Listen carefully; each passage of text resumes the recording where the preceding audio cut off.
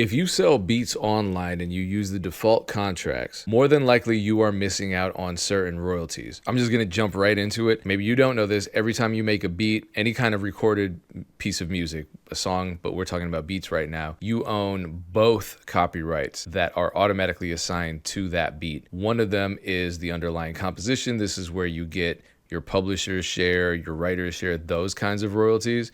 And those are paid through a PRO, or as Beatstars Publishing rightfully asserts, through a publishing company, either a co-pub or admin deal. Beatstars Publishing falls under the admin deal umbrella. Mechanical royalties also fall under the underlying composition copyright umbrella. But the master recording, the song recording copyright royalties are entirely separate. And what generally happens is that when you lease a beat or you sell a beat exclusively, those contracts, the default Beatstars contracts, etc., do not require the rapper, the singer, the recording artist purchasing that beat to pay you those royalties. And I'm not saying this to scare anybody. I don't think it's a huge problem. I think this is fine the way it is. It's just that, my channel is here to educate you on every part of the music business. And there are producers on Beatstars who are modifying their Beatstars contracts. And one in particular, his name is Z Beats. As a matter of fact, someone was really upset with me. The whole reason I did this conversation, this interview with Z Beats, was because someone was really upset that I didn't have a problem with Z Beats talking about how he modified his Beatstars contracts. I wanted to know more about how he modified his Beatstars contracts to take into account getting paid on the sound recording / master recording side in terms of royalties. So instead of just continuing to talk, I'm going to show you the conversation I had with him, in which he explains exactly what he did, how he changed his Beatstars contracts, and why. Actually, I lied. Hold on. I started a Patreon because I'm working on this beat selling course, and I know everyone keeps asking me when I'm going to drop it, and I'm sorry. Look, I make music. That's how I make my money. I don't sell courses. So if I work on this course, it's the first course ever, it's going to take me away from making music. So one way to help me do that is by supporting me via the Patreon. One of the perks includes access to a sample vault with hundreds of, over 700 samples, as well as monthly consultations, as well as video shout outs and more. There's a private Discord server too. Go to patreon.com/DJPayne1, or there's a link below. Thank you so much. I would appreciate the support, and I hope you enjoy everything that comes with it. Matter of fact, anyone that joins automatically not only gets access to the sample vault with hundreds and hundreds and hundreds of samples, but also a copy of the latest pack I just dropped if you choose one of the 2 higher levels of membership. So thank you again. This is brand new for me. Appreciate it. Let's talk about Beatstars contracts. I got cussed out.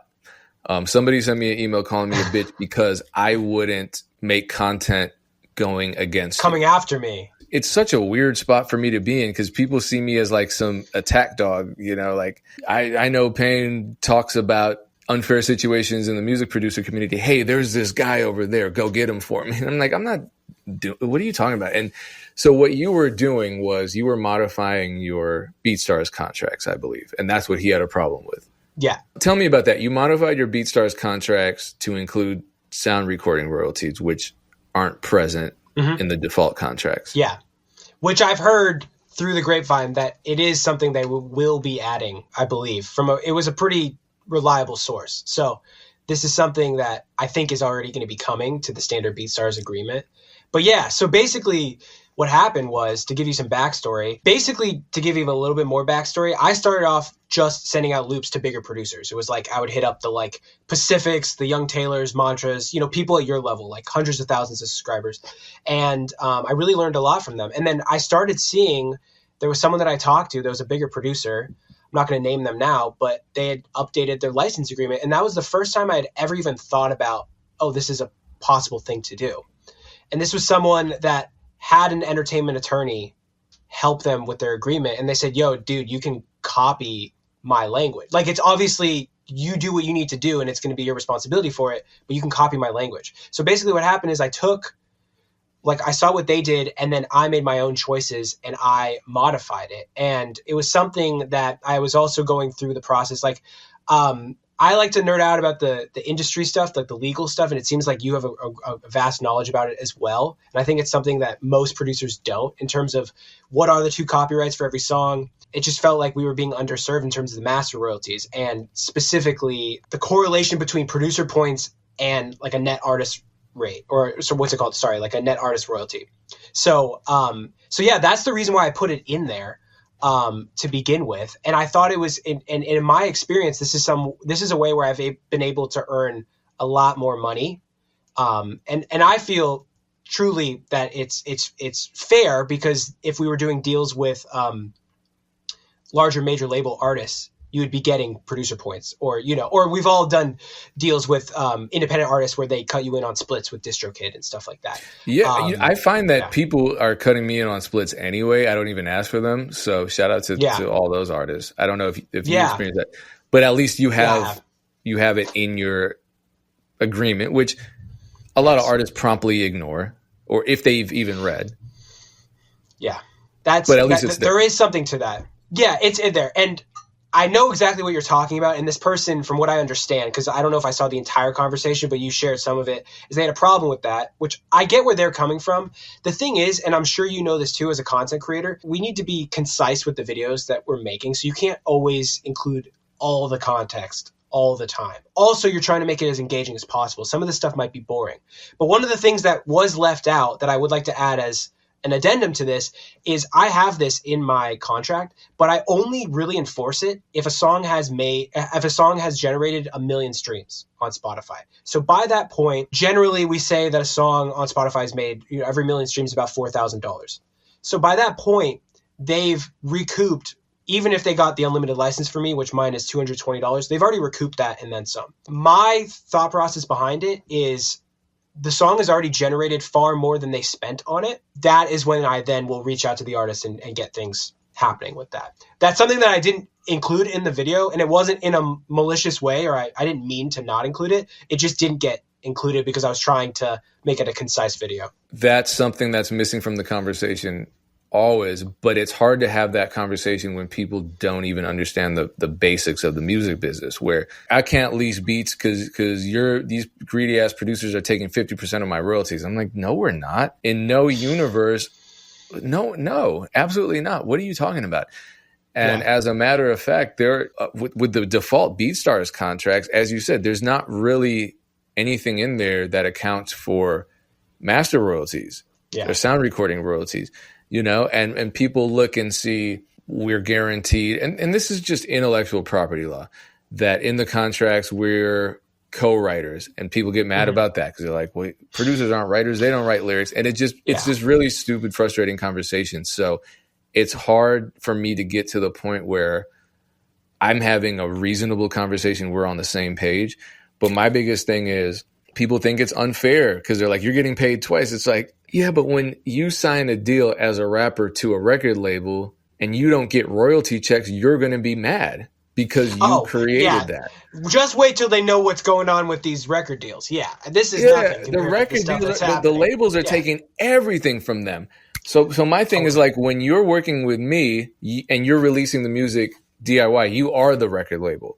I'm not asking for anything ridiculous or unreasonable. And if you buy a beat from me, you lease, and it's you spend $50, make the 50 first, and then we can talk about some kind of split. And it's not going to be 50-50 on the sound recording side. You're going to get the majority of it. But first of all, make that recoup your money first. And a lot of people don't know what recoupment means, but I think it's the most fair option because you've already 100%. Made your money back. You're not paying me first before you ever make money. You're paying yourself first. You know what I mean? And if you never recoup, then who cares? I'm not going to go after you for something that doesn't exist. That would be ridiculous. So I'm glad you pointed out that this was language from a lawyer, because that's my apprehension was always, I don't want to put modified legal language in these contracts because I'm not a lawyer. And by the way, I just want to say I'm not a lawyer, and I've added it since now to my videos too. Like, this is not legal advice. Of course, and I have a great entertainment attorney. I would just, as an aside, suggest anyone who's doing any sort of business in the music industry, get a great entertainment attorney. And even if you want to just pay a couple, however much it's going to be for a couple hours of their time to help you with your specific Beatstars contract to make it so it's up to snuff for yourself and you feel good about it, I highly... I suggest do whatever makes you feel comfortable. And I think that would be a good thing too. So, and at no point was I trying to say that people need to copy what I'm doing. Even in that video, it really was just, hey, these are options for you. of things that you can do. And I think a lot of people found value from it because just like myself, I didn't even know that was possible. But I understand where some people got upset about it. There were a couple people. And I understand the whole, like, maybe you're getting paid twice thing. But I think the other thing that people need to realize is, as a producer, if you work, like, I'm grateful and blessed enough that I've gotten to do major label artist work. So when you're at that level, usually a production fee is going to be at least like $3,000 in some cases. Sometimes it's less, but around $3,000. The fact that we're selling these beat licenses for $50, $100, $200, there's a give and take thing here. We're not getting our full rate for it. So there is a give and take when it comes to what, the stream count that they're going to be allowed, the different rights that they're going to get, whether they can use it on, film and TV syncs, and then other things, like maybe these other things in the contract too. So, definitely I'm not trying to take advantage of anyone in any sort of way. I just wanted to make it so that all my deals are kind of looking the same, whether I'm working with an independent artist or a major label artist. And really, at the end of the day, I just think that people should be prepared and protect themselves. Because if you have the next Old Town Road that someone makes with your beat, you're going to be really happy if you're protected on both the composition side and the master side. And of course, there could be a renegotiation that happens, but at least if you have something in your contract that's saying that you get master royalties, it's a way better starting place than, you hear about it all the time where someone bought an exclusive and it was only publishing or, stuff like that. And that's great, but there's a lot of money to be made on the master side. So anyway, I hope that clears it up a little bit. Yeah. The majority of the money is being, at least in the streaming era, is being made on the master side. It's like a 3-to-1 ratio, I think. Yeah, it's a lot. I think it's more than that, and the labels are the ones that get all of that. I think artists should have a problem with that too. I guess it goes back to people just not understanding stuff and then being angry. A lot of us just default to anger. If a situation is frustrating or if we feel ignorant, it's like, fuck it, let's just get mad and break things. It's not like, maybe I should figure this out because I'm in this business. What is the basis of the music business? Oh, it's intellectual property law. What does intellectual property dictate? That when you create something, you own it. Let's take that a step further.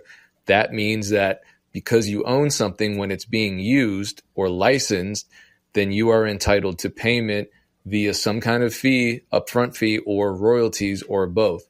And so the more, I would love it for everybody that's angry with us as producers, all the recording artists that are angry about writers, splits, and royalties and all that, learn that system, because you can be angry about it when it's happening to us. But then when some label turns around or some manager turns around or some co-publisher turns around and screws you over, you're going to be mad. And you're going to find out way too late because you didn't learn. And you were so focused on being mad at us because we knew our business and how to protect ourselves. You clearly don't know how to protect yourself. Either you don't know how to protect yourself because you're mad at us over something that you don't understand about how the music business works, or you're just a greedy, terrible person, in which case, good riddance, I don't want to work with you. But I think the vast majority of artists that get upset when they hear us talking about royalties for producers are simply just inexperienced. Because, like I said, the music business is very simple, but it's not easy. It's very simple. And I know someone said, well, those are synonymous. No, they're different, though. I'm making a distinction. It's simple in the sense that there are 2 copyrights. Just learn the 2 copyrights and the ensuing royalty streams, and you're done. You get the whole music business. It's not easy because it gets more complicated and nuanced than that. Sometimes it's on a case-to-case basis. It depends on the situation. Are you working with other people? Is it a major label? Is it DIY? There are all these other factors that influence what the specifics of how you apply intellectual property laws to the music you create.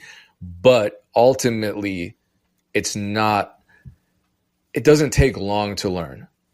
And you can get you can get the Donald Passman book. I was just about to say that all you need to know about the music, if you get that book, the Donald Passman book, that's going to cover like 90% or more of what you need to know. And there's like I don't even know what edition they're at right now. It's probably like the 14th or 15th edition. Yeah, I remember reading it was like the 12th edition before Spotify was even really a big thing. But they have a whole section for producers. Like you can literally you don't even need to read the whole book. You could just read the stuff that is just applicable to you. because they have things for touring, they have things for Yeah. finding an artist manager. There's so much to it, but I think that many producers, people get into this because it's fun to make music with your friends, right? Like, so, but no one wants to get serious about the actual business on how you make money. And I think this is going to be, even back to our earlier conversation about obsession. I feel like you need to have a sizable amount of obsession with how you actually turn this into a full-time career. That's what it is. If not, someone is going to be someone's making money. So it's either going to be you or someone else. And, I think just knowing enough to know how to protect yourself. And like I said, like having a great entertainment attorney will help so much. A lot of people end up getting screwed because they don't want to get an attorney, and they're just like, I scanned over the deal. It's fine. But then, my whole thing is I never want to have a big song and look back and regret something. So I'd rather pay, if it's, $500 or whatever, I'd rather pay it now, even if I'm maybe just breaking even, because the chance that something blows up, and knowing that I'm all the T's are crossed and the I's dotted, that's what helps me sleep at night. So, but yeah, no, I agree with everything you're saying. And buying a book for $20. Oh, and then cheaper than any plugin. but compare that to any other field where you have to spend all this time and money either going to college or being a journeyman, whatever the case is. Yeah. The barrier to entry doesn't exist. No, yeah. You can be in the music business right now if you say you are, and you're in. Do you want to get to the next level then? That's where obsession comes in. That's where education comes in. But still, the bar is low. Buy this book. Read the book. Because guess what? 95% of everybody else who wants to do what you do hasn't even done that. Mm-hmm. Once you realize that you really don't have to do that much to stand out, again, it goes back to that conversation with yourself. Do I really want to be in the music business? Do I really want to be a career producer if I can't even spend a day reading a $20 book?